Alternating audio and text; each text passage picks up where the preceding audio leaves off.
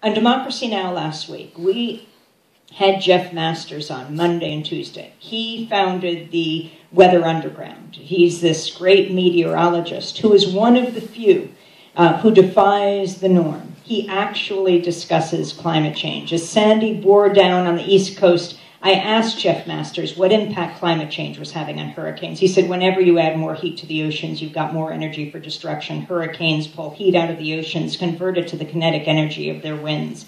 His blog has become so popular, the Weather Channel has bought it, and let's hope it massively influences the Weather Channel. As Sandy moved up the coast, Masters continued with our interview.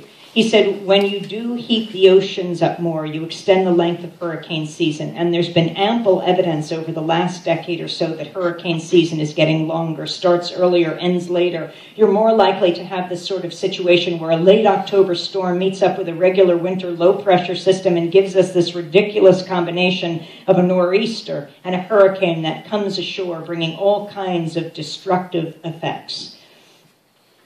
Mitt Romney must rue that line in his Republican National Convention acceptance speech, days after Hurricane Isaac narrowly missed hitting Tampa and the convention when he quipped, you remember his famous line, President Obama promised to slow the rise of the oceans and to heal the planet.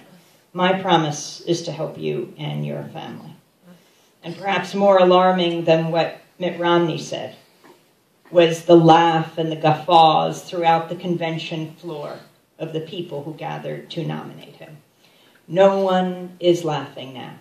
Sandy's U.S. death toll has reached about 100, with 8 million without power, now some getting power back. Initial estimates are something like $50 billion worth of damage. But Mitt Romney has not always felt this way. His latest position on climate change is no surprise, since it conforms with his consistent pivot to the right, away from his previously held views. As recently as 2007, he told CNBC's Kudlow and Company, but no question about one thing, it's getting warmer, and there are a lot of good reasons for us to use less energy, to use it more efficiently, and to develop sources here in this country that could allow us to be more independent of foreign sources. Quite an astounding pivot, I would say. It is amazing that politicians think that even in this time of 24-hour television, that it doesn't matter. The Etch-a-Sketch moment is every moment, and we'll see what happens tomorrow. Although we have to also look at what President Obama said in the presidential debates and on the campaign trail. I mean, recall the presidential debates where President Obama continually boasted of his fossil fuel credentials. He said oil production is up, natural gas production is up. At Hofstra, he said during the second debate, I'm all for pipelines, I'm all for oil production. In none of the 3 presidential debates was climate change mentioned, even once, not by the major party presidential candidates and not by the moderators. We need a different kind of media, where the journalists actually challenge those in power. Well, as power is restored to the millions without it, there is a power that cannot be taken from us. That's the power to decide, especially as we move into this election, that the issue of climate change and what we can do about it will never be excluded from the national debate again. You know, I do think that the President of the United States, no matter who he or she is the most powerful person on earth. But there are 2 forces more powerful. The force of all of you in this room and people like you and not like you all over this country, organized, who can make demands. And then there is the force of nature that we have just experienced here. The force of people organized and the force of nature. And when they converge, America will never be the same again. And I want to talk about movements. This is what is so important. But before I do that, how many of you saw Naomi Klein's piece last Sunday in the New York Times? I just have to read an excerpt of it because it is so alarming. And Naomi is such a prophet of what is to come. You know who Naomi is. She wrote The Shock Doctrine, The Rise of Disaster Capitalism. Hi, everyone. If you want to find seats, feel free to sit down. Naomi Klein writes, for almost 20 years, I've been spending time on a craggy stretch of British Columbia's shoreline called the Sunshine Coast. This summer, I had an experience that reminded me why I love this place and why I chose to have a child in this sparsely populated part of the world. It was 5 a.m., and my husband and I were up with our 3-week-old son. Looking out at the ocean, we spotted 2 towering black dorsal fins, orcas or killer whales, then 2 more. We'd never seen an orca on the coast and never heard of their coming so close to shore. In our sleep-deprived state, it felt like a miracle, as if the baby had wakened us to make sure we didn't miss this rare visit.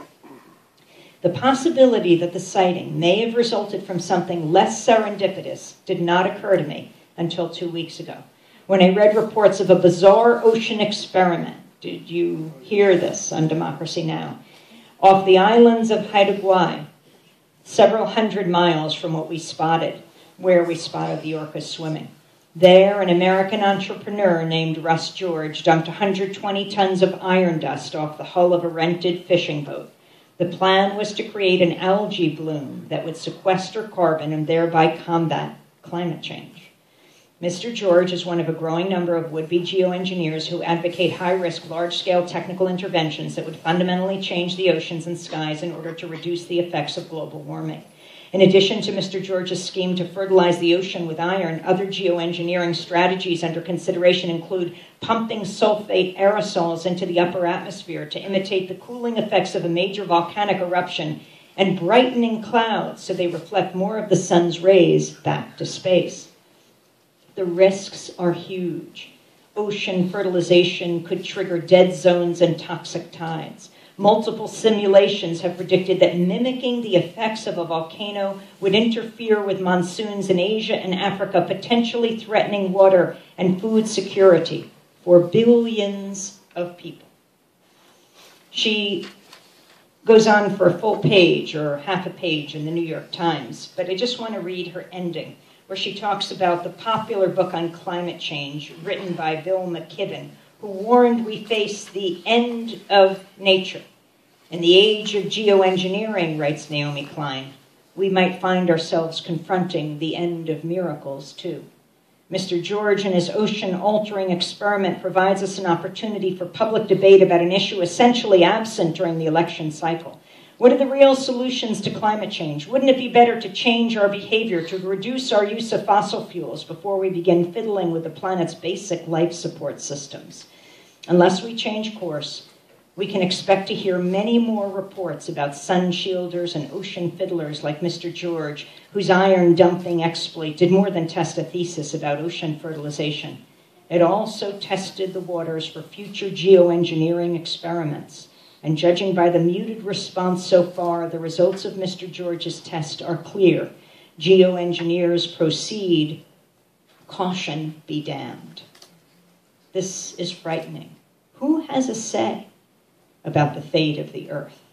Who decides? That is why programs like Democracy Now!, this book, The Silence Majority, we feel are so important, because they give voice to